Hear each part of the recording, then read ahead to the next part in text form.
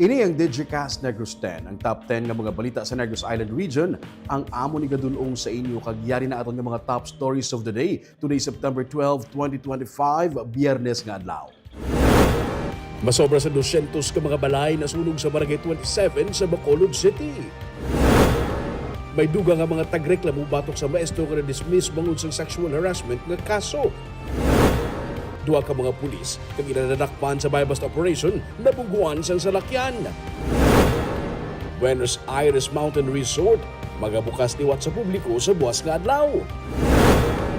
Kag sa good vibes, ano bala ang bag-o sa mabukal ina sa tripping ni Roming. Kag ang loan nga wala sang interest para sa mga rice farmers sa Are You Agreeable?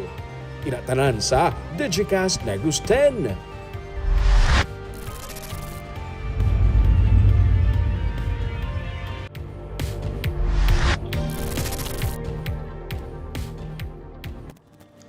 Sugod kita sa number 10, ang LPA sa sulod sang PAR ang ginapaabot nga magatabok sa Visayas. As of 2 p.m., ang low pressure area sa sulod sang Philippine Area of Responsibility ang yara sa 325 kilometers east sang Guan, Eastern Samar. Sa subong, may manubuin nga tsansa nga mag-develop sa isa ka bagyo. Sa forecast ng pag-asa, ang LPA ang mahimo magatabok sa Mindanao kag sa Visayas. Pwede nga mangin isa lang ini ka LPA sa gihapon o kung may posibilidad man nga mangin isa ini ka bagyo. Paandam sa pag-asa, nga bisan isa lang ka LPA, ini ang magadala sa mabunok nga ulan over the weekend. Gani ginapa ulo aligmat ang tanan.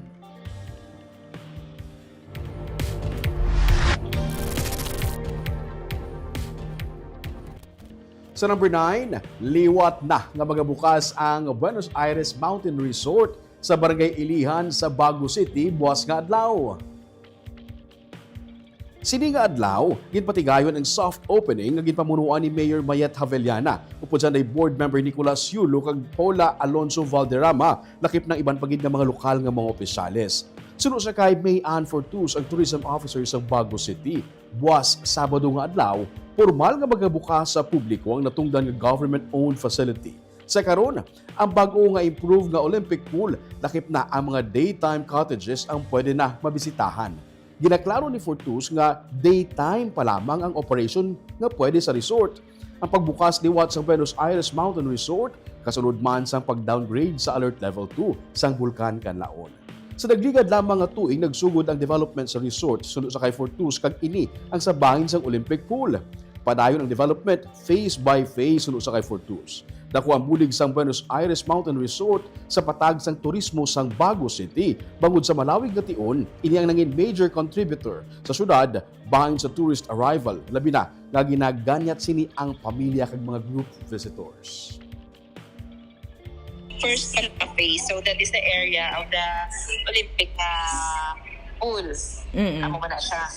May area kita nila duwa ka family cottages, and then one pavilion, and then mga open cottages na.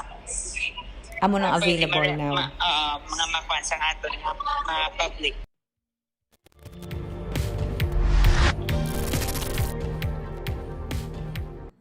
Sa number 8, sarang makabakal sa tag 20 pesos nga kilo sa bugas buwas nga adlaw sa idalom sang handog ng Pangulo program. Ini kadungan man sa pagsaulog sang presidente sang iya nga birthday. Isa ka programa ang patigayunon sa Provincial Capital Lagoon. Suno kay Department of Agriculture Regional Director, Engineer Jose Albert Barogo, las 8 sang aga magasugod ang programa.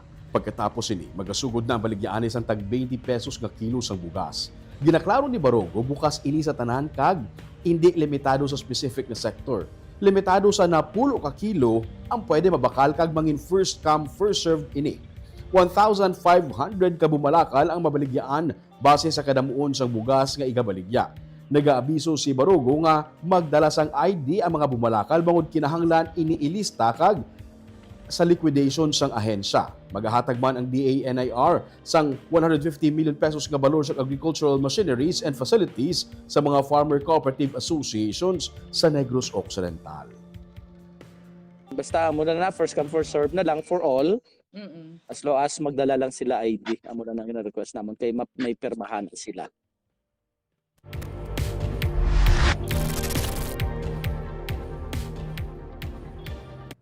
Sa number 7, duha ka mga construction workers sa Kabangkalan City naggalak kuryente. Duha ka mga construction workers ang nakuryente sa ginaobra nga building sa Barangay 1, Kabangkalan City, kainasang udto. Suno sa saksi, may nabatian sila nga lupok. Matapos ang lupok, nakit-an sa mga tao sa lugar nga ang nagtabog nga construction workers. Ang isa sa ila nasangit sa tubo samtang ang isa nagdiretso sa idalom. Giningagaw dala sang rescue team ang duha ka mga lalaki sa district hospital. Nag-oobra sa construction site ang duha ka mga lalaki sa nagluntad ang insidente. Wala pa sang impormasyon ang Kabangkalan City Police Station angot sa medical status ng duha ka mga naggalak kuryente.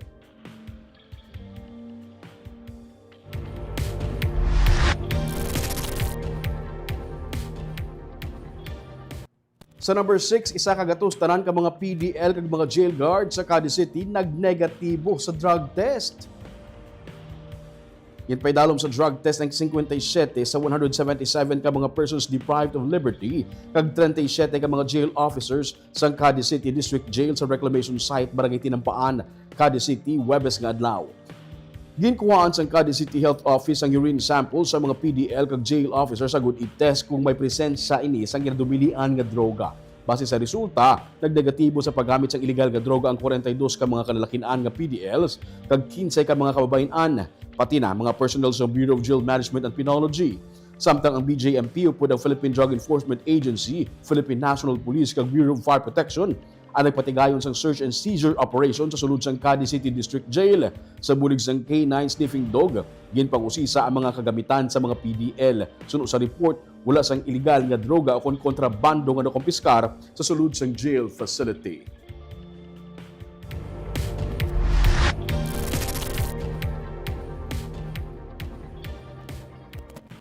Sa number 5, Filipino-Chinese community nakigdialogo kay Bacolod City Mayor Greg Gasataya. Inimika ang tanan sa natabo nga pagpatay sa isa-isa ka Filipino-Chinese businessman. Sang kahapon nakigsugilano ng Filipino-Chinese community sa Bacolod sa kay Mayor Greg Gasataya kag sa Bacolod City Police Office. Ini kasunod sa natabo nga pagpatay sa Filipino-Chinese businessman nga si Engineer Romy Lee. Suno sa alkalde, ginpahibalo ang mga negosyante sang update sa kaso pati na ang confidential information angot sa identity sang gun for hire nga amo ang nagpatay sa negosyante. Ginpahibalo sila sang update sa lakat sang investigasyon sa kaso. Dugang pa sang alkalde, ginpanugyan man sila kung ginpangayuan man sila sa bulig nga base sa bahay nila, may mga establishments nga nakakuha sang CCTV footage sang gingamit nga SUV bilang getaway vehicle. May kabudlayan sa parte sang PNP sa pagkuha sang CCTV footages, bukod isa lang ka commercial establishment malapit sa natabuan sang krimen ang may CCTV camera. Martes ang aga, sa gintiro si Lee sang gunman nga may pending nga warrant of arrest. May isa siya kaigo sang bala sa ulo. Gingamitan siya sang special bullet para masiguro nga mapatay.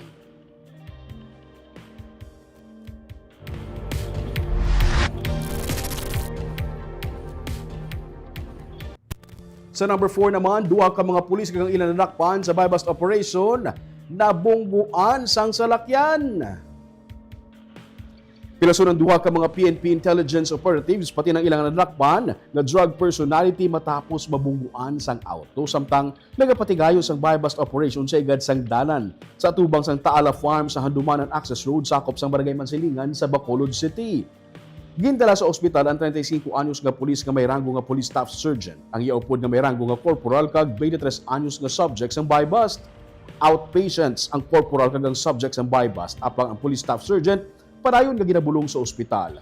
Huwebes ang gabin, nakatapos lang gid transaksyon ang police sponsor buyer sa ilang subject kag sila magaplastar kung tani para sa inventory sang gulpi lang sila ginbungguan sang isa ka Honda City nga auto. Suno sa driver sang auto, napiyungan siya kag nagrekta sa nahamtangan sang mga pulis. Bangod sang impact, natumbang isa ka tricycle sa lugar kag nawasak ang autopsy ni. Matapos ang insidente, nagpadayon sa gihapon ang pag-inventory sa na-recover nga illegal drugs ang kapulisan nga nakaluwas. Wala naman sang pilas ang driver sang auto nga karon detained sa Station 7 kag siya ang pasakaan sang kaso nga reckless imprudence resulting in physical injuries and damage to property. Samtang kaso nga pagsupak sa Republic Act 9165 ang i-file naman sa subject sang buy-bust nga nakuhaan sang 7 ka sachet sa ginasuspetsuhan shabu.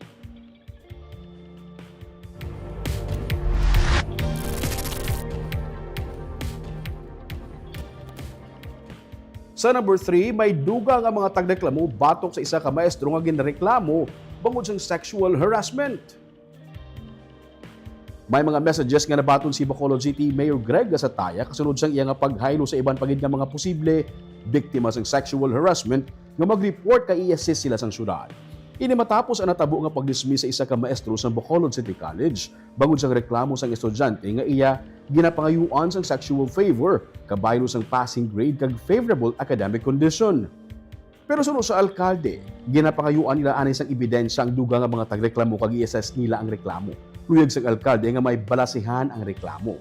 Pinaagi sa screenshot sa messenger nga app, tigayon nga nakakuha sang ebidensya ang estudyante nga babae nga tagreklamo kag na-dismiss sa serbisyo ang manunudlo.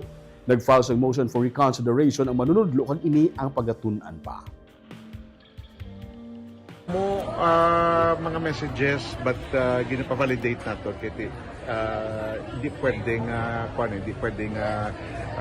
wala pala evidence nga ipalabot, no, but ang amo na yung commitment sa ila is that we will ensure, no, as long as these are verified and valid and complaints that has basis, definitely we will act on it, no.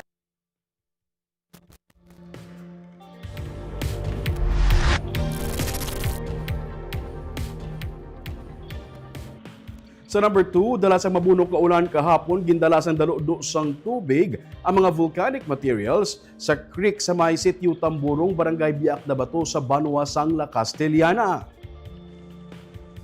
Suno kay Remuel Laho ang incident commander sa incident management team sa La Castellana. Liwat nga natapukan sang volcanic materials ang nahawa na nangabahin sang dalom sang taytay nga ginaagyan sang tubig. Liwat naman nga kutkuton ini suno sa kay Laho. Wala labot nga gindala sang tubig ang volcanic materials gikan sa naibabaw nga bahin, pati ay nakatampok sa kilid sang sapa ang gindalaman sa anod sang ulan.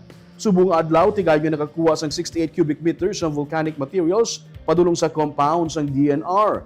Isa sa mga concerns man karon suno sa kay Laho amo ang dugang nga bulutangan nga na-clear na nga mga materials. Wala pa man napuno ang area sang DNR pero may kabudlayan sa pagtampok bangod base magbuot ang mga dump truck. Sa Martes, magasapol ang Resource Management Committee sang DNR upod sa Protected Area Superintendent kag isa ini sa luyag nila na mahatagan man sang atensyon. Nagbalik to liwat sa may dalom sang taytay to ba napuno naman sa liwat sa amo na sang ginanong tayo na mo niya kung pagkakutkot lamay nga gaw din pang kay tatlo ng kadam truck ba ang naghakot tapos ang tangadaan ka unpredictable gulpi lang maulan kung hapon Ang weather. ang weather Ang mga balas na, sir, ang sa kilid or halin pag bago naman halin to sa babaw nga nagsulod. ang sa babaw na siya ma'am na nagadulog ang sa kilid kaya wala na hingagaw kagapon man.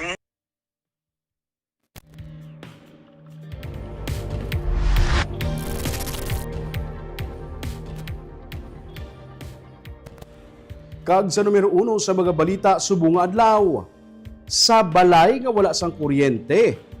Nagsugod ang sunog sa Barangay 27 sa Bacolod City nga nagtupok sa masobra 200 ka mga balay.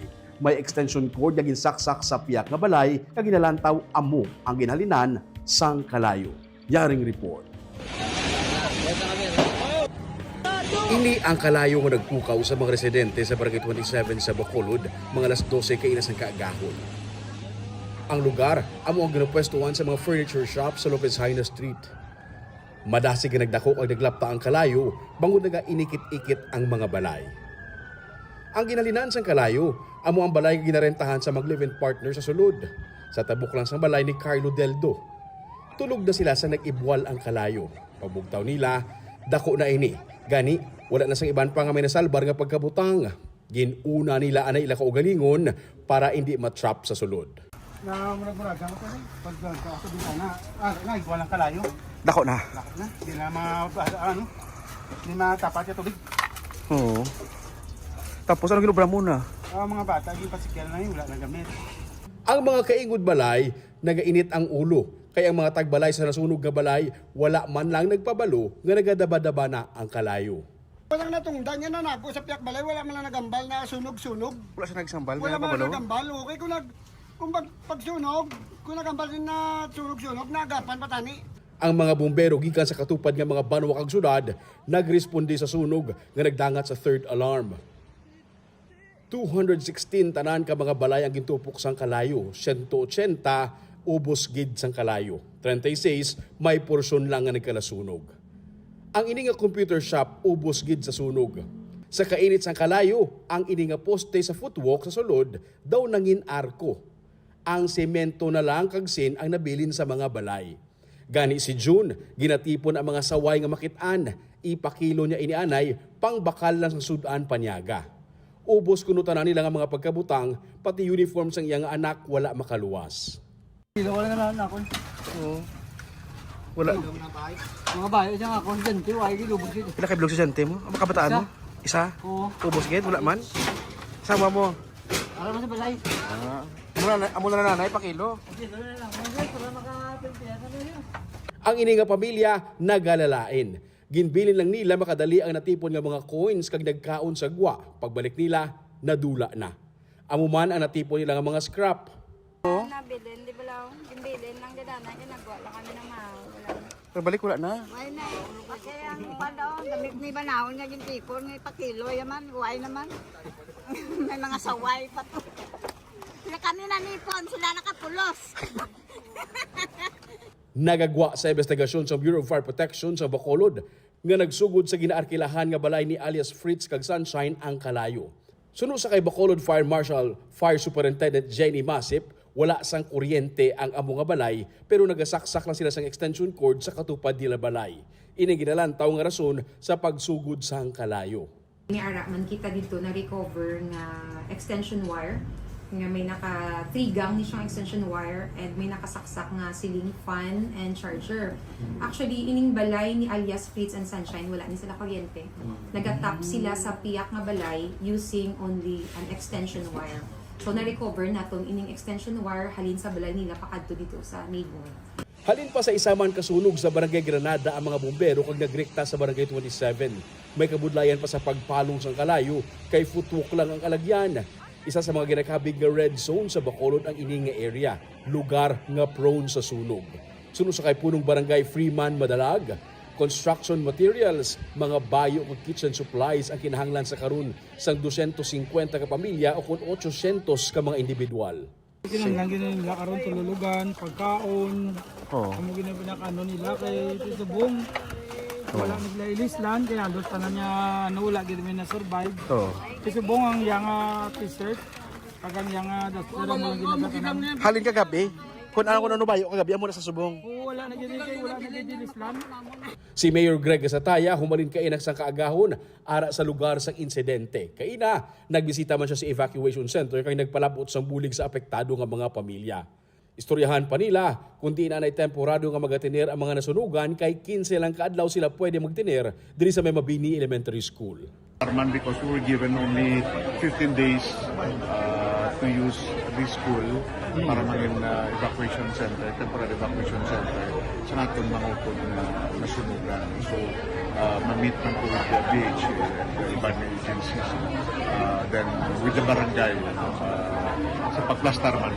1969, sang isa man kadako nga sunog ang natabo sa May Barangay 27. Subong na naman liwat nagluntad ang dako nga sunog, 56 ka tuig ang nagligad. Kaya para sa punong barangay, sa liwat ka pagbangon sa mga residente, inina ang mangin Bago nga 27.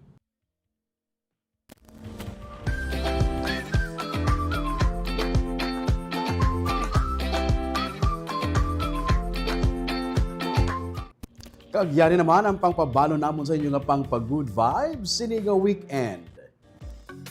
Sangsan o balang last mo nga kadto sa Mambukal Resort. Di kay balo ka nga may mga bago na subong sa Mambukal. Kagkadamo na sang pwede mo makitaan dito, hindi lang ini para sa pag-relax o kung lagaw-lagaw sa pamilya, may mga wildlife nga sarang masaksihan dito kag may mga palaabuton nga mga bago sa Mambukal. Inabwas ang katuanta sa tripping ni Roming at 9 a.m. Kag, are you ready to earn? Are you ready to learn? Are you agreeable?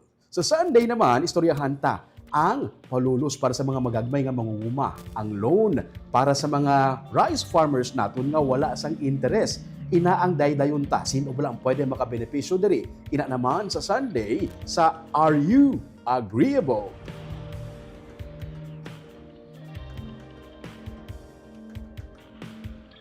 Ang Are You Agreeable ang latest ng offering sa iyo sa Digicast Negros every Sunday at 7 a.m. Let's talk about agriculture. Kinahanglan gid naton sa karon. Kag by the way, ang aton nga mga affected nga families sa natabo nga sunog sa Barangay 27 from 216 families nagsaka na sa 234 families, which is equivalent to 234 houses, 312 families, more than 900 individuals, malapit na sa 1,000 tanan ka mga persona ang apektado sa sunog sa latest nga update gikan sa DSSD sang Bacolod City. Shout out anay sa aton nga mga live viewers subong nga hapon si Ma'am Chona Evangelista Caredo. Good afternoon, Digicast Negros watching from Singapore. Si Gerardo Marquez, good afternoon, Digicast Negros. Sa Roming, sad for what happened to Barangay 27. Si Sandra Zarzuela Chispa Fontejon. Magandang hapon po sa lahat ng mga listeners, watchers ng Digicast Negros watching here in Cabangcalan City. Nakatagalog man ta ba?